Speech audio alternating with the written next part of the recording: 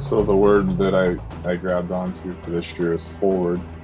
Um, that's my kind of my I started doing a word for the year. Like I felt like just to whatever came during the turn of the year and forward step.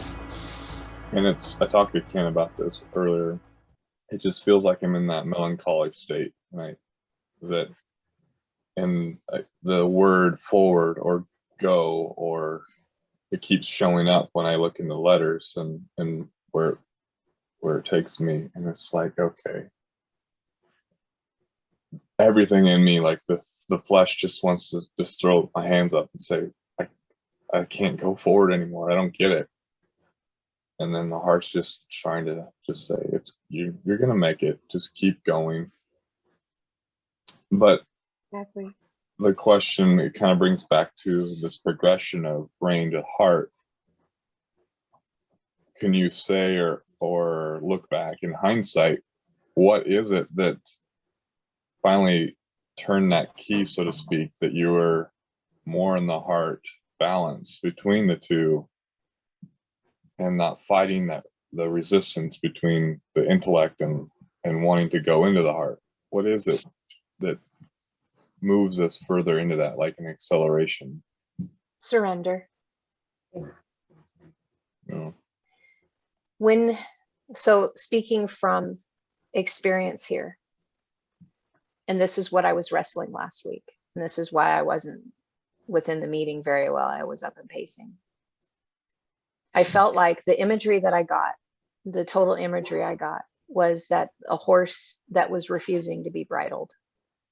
And I kept seeing myself tossing my head back and forth at every time this bridled bit was supposed to go into my mouth. I wasn't allowing it. I was resisting it. Jeez.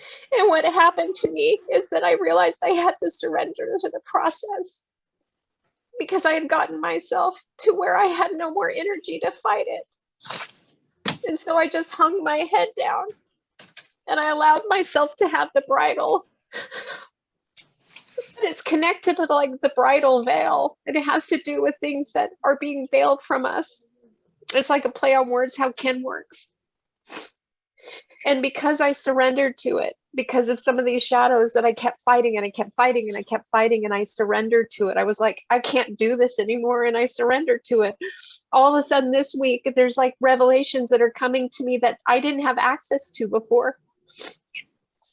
Because I didn't allow it. I wasn't allowing like my higher self, my God, me, to be able to work through me because my ego was still separating me from things that were keeping me from my spiritual abundance.